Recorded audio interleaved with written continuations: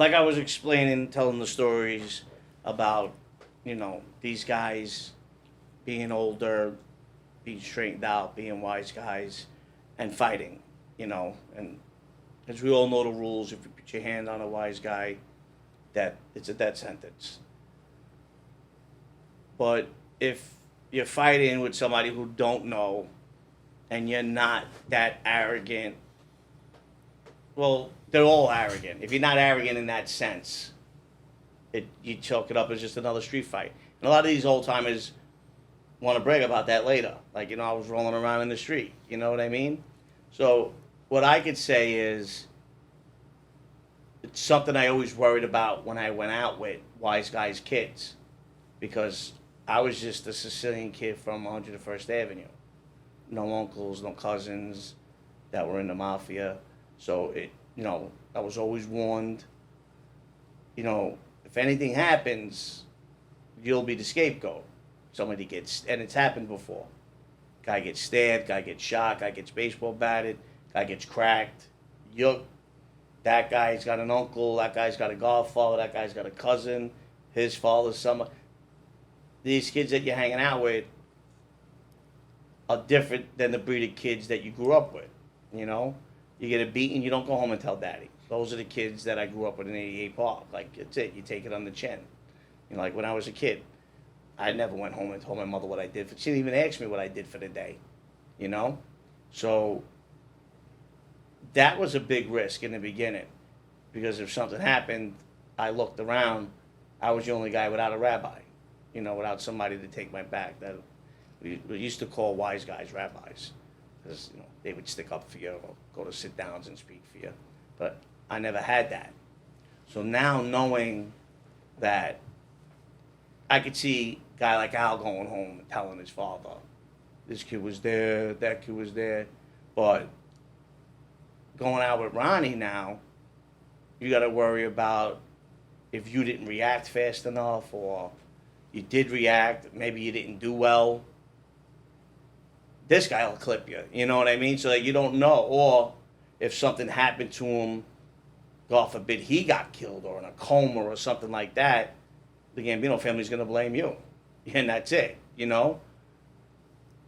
But seeing him in fights and on the front line, like one of the guys, he was when he won. So it made it that much easier to go out with him. As we would say, who's babysitting him tonight? I didn't get too much babysitting duty because wherever he wanted to go was mostly strip clubs, and I hated strip clubs. So only once in a while, I got put on babysitting duty if there was nobody else. But usually there was always somebody that wanted to go. So guys that were specifically in his crew. Only in his crew, and you were part of his crew. Yeah, and right. And it's something that his son formed when I first met him. They already had 3 or 4 guys that they grew up with and they hung out with all the time. I got to think that I was probably one of the last add-ons to that crew. I think everybody else, they'll say they lived in Ozone Park, some of them, but they lived in like the part of Ozone Park where everybody from Howard Beach was from and hung out. You know what I mean? 2 of them lived around the corner from John's Club. That's not Ozone. It's Ozone Park, but not to me. So I was probably, and there was a lot of jealousy with that. Like guys that, and then, a few of the guys in the crew were older than us, and they knew about the history of 88 Park and Howard Beach, and they fought on Howard Beach's side. So 2 of the old guys kind of had like hidden hard-ons for me, and not realizing, I live and die for the kids at 88 Park, but I grew up on 101st Avenue. You know what I mean? So there was always a jealousy factor with that. And that, by the time I started hanging out with them, I was already, for street standards. Not, people like, oh, millions of dollars, where'd the money go? It wasn't like that. You made the money, you spent it. You bought this, you bought that, whatever. But I was doing better than probably everybody in the crew at the time. So I want to throw something out here real quick. For people that don't know, being in a crew, correct me if I'm wrong, but that's higher than being an associate in the mafia, right? Being a member of a crew in the rankings Give us the order. Give us the order. So, Give us the order. So, of like, things. an associate would be how I see you guys, right? It's the second time I've seen you in a year. You don't see associates all the time, unless you're just a regular May guy, and they drop something off every week. Whatever setup you had with an associate. So May guys really didn't hang around associates. Are they the absolute lowest on the? Yeah, on the I would say they were the structure? lowest, but they're the pawns. Like they're the ones that make the family run because they're the ones that generate the money. So the May guys are supposed to generate the money for the captains. The captains are supposed to make the captains put fire under the May guys' asses to generate the money to give to the bosses. Mm-hmm. And then the May guys do what?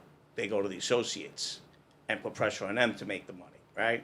So now, which you never see, you form a crew and then you start straightening all the guys out. Or you got a group of guys that hang out and you start straightening some of them out. And me and you, I might have put more work in than you, but you got favored in the life, so you got straightened out. So how do you turn around and say, well, you're an associate, go away? You can't. How do you do that? So you form a crew with that. And what we'll do or argue or we were kids, fight, go play sports. We would do it privately because we were still friends that came into this together. You just happened to get straightened out and I didn't.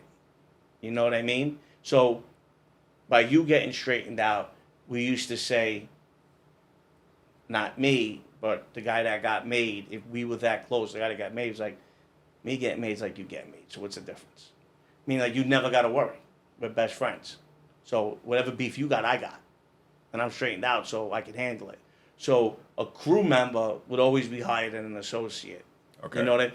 And what a lot of people don't get, a lot of times a captain, a conciliere,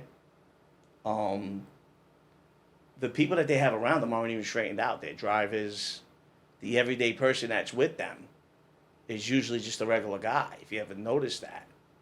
So, like Ronnie, when he was a captain, he had a guy that hung out with him every day and drove him around, was an Irish kid. You know what I mean? How to get that gig? What do you mean? Like how would Ronnie decide? Neighborhood just kid being neighborhood around growing and up? trusted him, knew he was a tough Okay, kid. all right. Howie associate Santos, who we talked about, Yeah. the rat, the scumbag, he used to drive JoJo around. And they were considered associates, right? They were considered associates. Okay, so that's the. But lower- like, Ronnie's driver was part of the crew Okay. because Howie was just an associate Okay. of JoJo until JoJo chased him, and then he was an associate of Bobby. He was probably an associate of 1,000 guys because nobody ever liked him. Right. So being a member of a crew is a bit of a prestigious Yeah. position. It's not just like because a lot of people are like he was just an associate Right. or he wasn't made or whatever. Right. But this whole factor of Right. being a crew member is something that people should really kind of understand. Like it's a little bit higher than just being a hang around. You know what I Correct. mean? Like you have significant importance within a crew and how a crew operates. You know how it's easy to explain to somebody? Me and you went to basketball camp together. Every year, all the way up into high school, right? Now we're friends 10 years. You go on to become an unbelievable basketball player. I never made it past D1, but we stood friends that whole time. You go to the NBA. I get a job as an engineer. You're still going to think of me on the same level as you because, unless you don't, then you're just a scumbag. So it's like, if I made it, you made it. You know what I mean? I'm buying a mansion in Miami. You're coming with me, right? Who had that? Lamar Odom, right? Didn't he have a friend like that? Because that's what I got that from. I was reading that Lamar Odom's best friend was some white kid he met in basketball camp. Oh, no, I didn't even know and he that. took care of the kid, and then the kid overdosed and died. And that's when he went on that bender. Jesus. Yeah, so that's how I look at it. It's like we came up since Pee Wee together. You just happened to become an NBA star, and I just couldn't make it. But I was there for you. Like I was that real friend in your life. Mm-hmm. So it's like, what are you worried about? I got you. Yeah, it's a you bond. know what I That mean? bond. Or you're part of my team. Mhm. Right? Is it like LeBron? Right? What did he do when he got off? He made everybody around him rich, right? He gave them all jobs. Supposedly LeBron's whole camp is everybody he came up with. So it's kind of like that. So you take something like that, and you're in a crew, and it's not like, well, why didn't you get straightened out? I didn't kiss that much ass. I sold drugs. One kid was half Spanish. So, like, fact is, it could have happened to any one of us if the dynamics were different, right? Yeah. So, if you're truly my friend, then you make it into a crew. And every made guy needs a crew. You know, you don't want to be left out there in the cold. You want guys protecting you, having your back, and you want to go out strong like that. And they don't let just anybody in. No, you know what I mean? no. It's not just like I'm trying to paint the picture like it's guys that they really trust. You know what I mean? And they might even trust them more so than another made guy, right? You gotta remember. And 100%. Right. They didn't trust made guys in other crews, and they didn't even. Ronnie didn't like guys in the Gambino family. You know what I mean? I knew him and John Jr. didn't get along at all. John Jr. Gotti. Yeah, Ronnie couldn't stand him. You know what I mean? But he was extremely close with Pete Gotti Sr. You know? So, yeah, that 100%. And I knew Mikey Scars nobody liked in the Gambino. Nobody liked Mikey Scars in the Gambino family. I used to hear him complain about him all the time. You know? Why is that? He had a lot of power. They thought he was pulling John Jr.'s strings. Like, they would change the rules. They told people to stop going to funerals, stop going to weddings, close the social clubs. What Joe Messina did years before, Mikey Scars was trying to implicate into the Gambino family. Stop wearing sweatsuits, stop playing the part, Incognito. things like that. There was like a whole big, I think I talked about it before on a podcast. There was like a whole big meeting about that. And it was like all the top guys in the family, and they wanted to change like all of that. You know what I mean? And I was got used to get in trouble because I didn't show up to weddings and funerals. So I was like, I'm all for that. You know what I mean? Like, that's like the biggest beef I used to have, because these guys, that's like a big deal for a lot of guys. Why didn't you like going? I understand tonight. Because it's repetitive. You go to a wedding and you don't know one person there. You just have, you're a seat filler like they do at the Grammys, or you know what I mean? Like, but it's a show of respect because that person did it. So they'll give you a table, and guys go maybe because guys are on parole. That's the only time they could. Like, I understand why guys do it, because those are the two exceptions. Funerals more than weddings, that your parole officer will let you go, or if you're on house arrest, or if you're just staying away from guys because they're hot.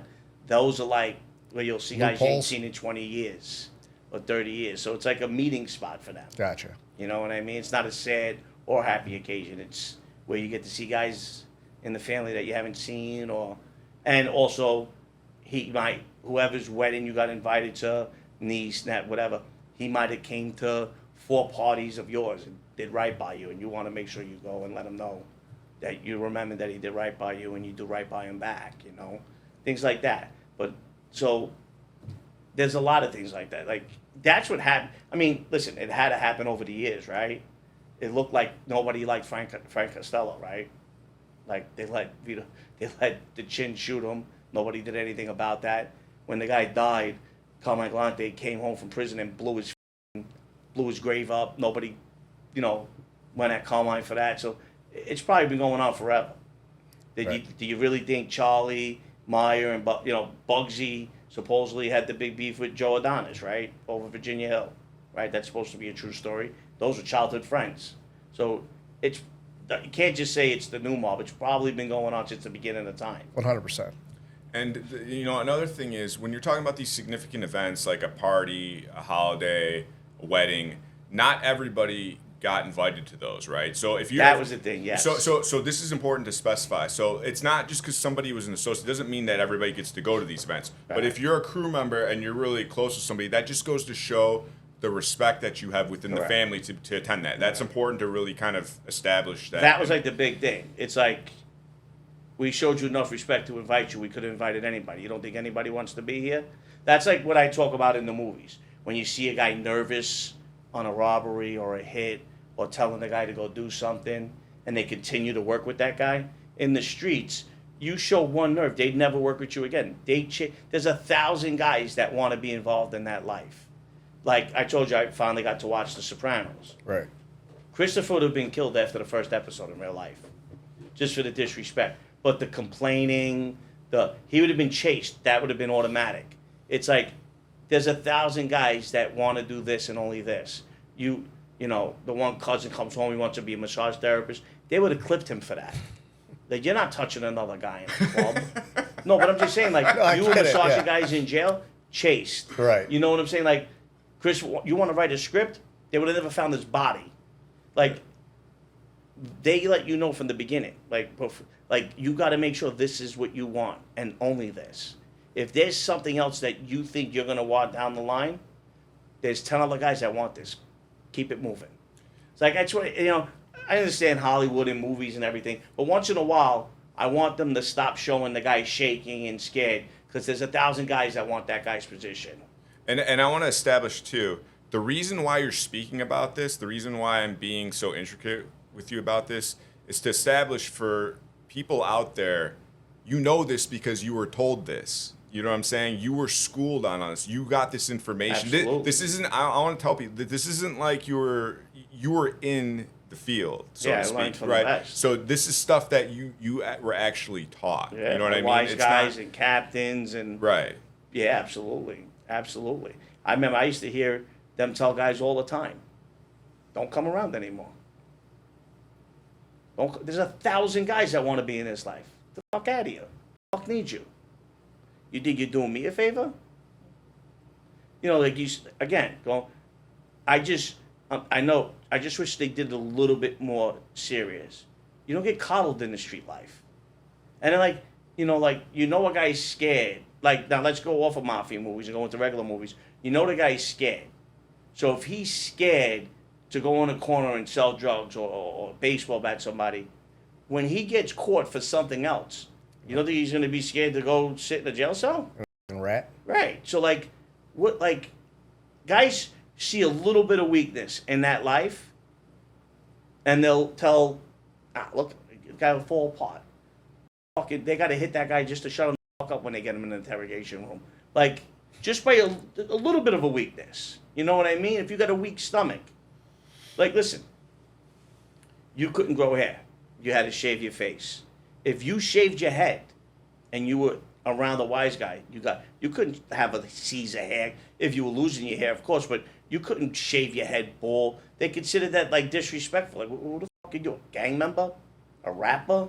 Like, these are part of what we were talking about with that I'll be putting in there. Like, you couldn't, like, I remember it was the summertime, and I was blessed with decent hair, so I could shave my head. It grows back, and I remember like I just did it to do it because I knew it was going to grow back. It was a real hot summer, and they were like, "Where you can't come out with your head like that." I'm like, "What are you talking about?" They're like, "Let it grow in a little bit before you start coming out the bars or the club." And I'm like there's a standard they had. Like, if you looked a certain way or you acted a certain way, they didn't want you around. And if you broke the rules, you were gone. I know it's, even today, there's probably 1,000 guys that want to be in that life because they're just idiots. But back in the day, how many people wanted to be part of that life that were on the outside looking in and had no idea what it was really about, but wanted to know? I know I'm the first guy to tell you. I wanted to be a gangster my whole life. I didn't want to be anything else. I wanted to learn the rules. I wanted to listen, pay attention, keep my mouth shut, keep my head down, and eventually become a wise guy. I wanted it more than anything. I wanted to go to jail so I can learn what I'll be looking at in the future, earn my stripes that I've been there. Like, I'm not saying that's what I want now, but that's what I thought. You know what? Like, to me, when I see these guys with tattoos all over their necks, and I'm not talking about the face tattoos with the gangs and stuff like that, but like neck tattoos, beautiful work.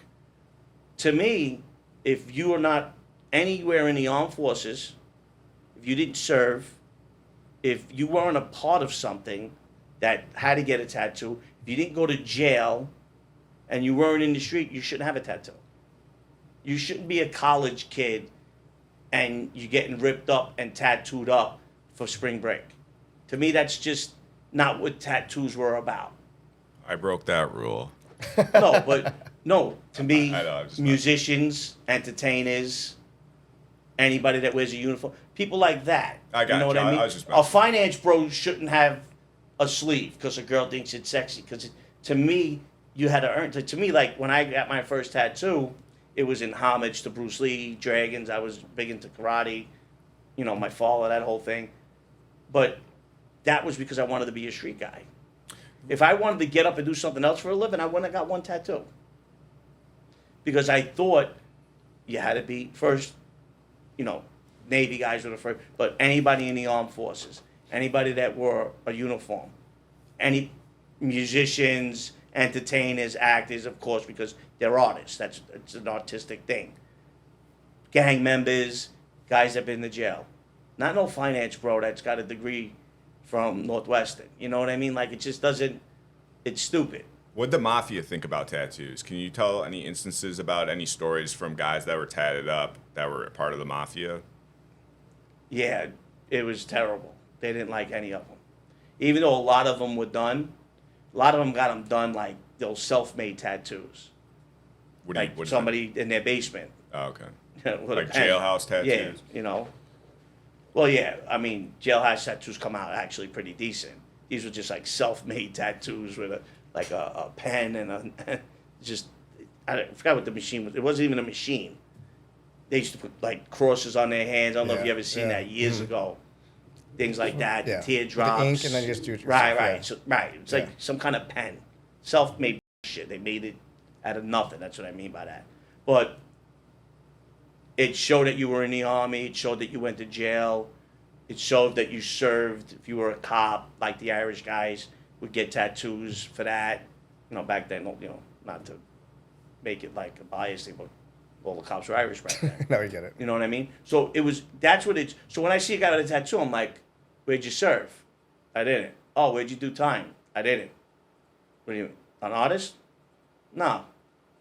I like the way it looked after I did steroids. You know what I mean? Like, it's like, so like, you couldn't get, they didn't want no neck or face tattoos. Days in the Mafia. Yeah, right. So, but no, they didn't want anything where you could be noticed. So if you're standing on a corner or if you're in a sit down and you got Woody Woodpecker on your, you know, on your this part of your arm, now you go to Jersey to deliver a message and you sit with another boss and you got a Woody Woodpecker on your arm. I'm just saying, they take them pictures and now they swap stories and they were like, well, we seen him talking to a Gambino guy in Brooklyn. Well, how do you know? He had the same tattoo. And you seen him in Jersey talking to the Cavalcanti member? Holy shit. So that means that the Gambinos and the Cavalcantis are working together. That's how they put things together. Mm-hmm. Very simple, too. So obviously, Very simple. You don't even want to be associated with any type of things So like that. right away now, you just started. That's a RICO case. 100. I was saying, just that investigation just That's blew it. up. Use it together. Mm-hmm. You know what I mean?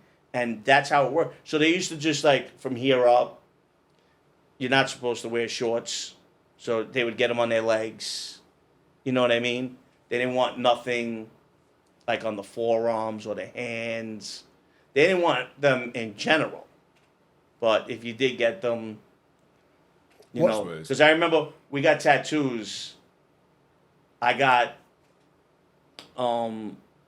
loyalties in the heart written in Italian, and Al got honor in the heart written in Italian. I'm paraphrasing. It's a saying what we got, and I think his father found out who the fuck told you to get tattoos? What's wrong with you guys? Like, you know, like that. It's like, oh shit. You know what I mean? Like, it's people that know the rules and live by the rules. They're there, and they'll break your balls about them. That's Al Trucchio, son of Ronnie. Trucchio. Yeah. Okay. You know what I mean? So it's like, what are you gonna do? You're gonna might as well just drop your ID the next time you do something illegal. You know what I mean? Like something stupid like that. You know what I mean? It's identification for law enforcement or anyone else to easily pick up, and then even if you have something tied to it related to some sort of crew or something like that, then boom, now you're stuck in this. Go to court. look at this, boom, boom, boom. How you gonna deny it? And then you're cooked. And that's right? now guys that get tattoos that never been to jail. You're not supposed to get them. Why? Well, go to jail and see why. When you walk in, the first thing they say to you is, how many tattoos you have? Where are they? What are they? And then, which I found out later on, that the gang members, everybody always thinks the Italians tell. Right? It's because we're the ones that are more publicized. When I was talking to the guy with the gang unit, he says nobody tells more than the gang members. He goes, because as soon as they walk in, they have to tell us what gang they're with. And then when they find out if this isn't a housing unit that their gang runs, they're looking to give information to end up in another building.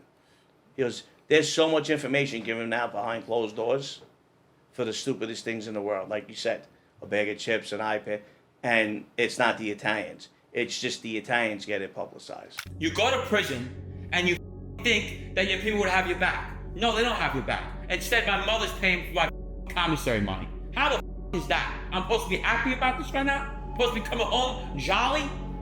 Really? I'm sitting in prison, I can't get $1 from them? I'm blowing up cop cars, doing all this shit for them, and I get nothing out of this. What did I get out of this? A reputation? What the good did that do me? I come home, I got clowns I'm answering to now, which I'll never respect or fucking recognize. They can send me all they want, but thanks a lot, I ain't going. So put a hit on me. You ain't killing shit anyway. Where am I gonna go?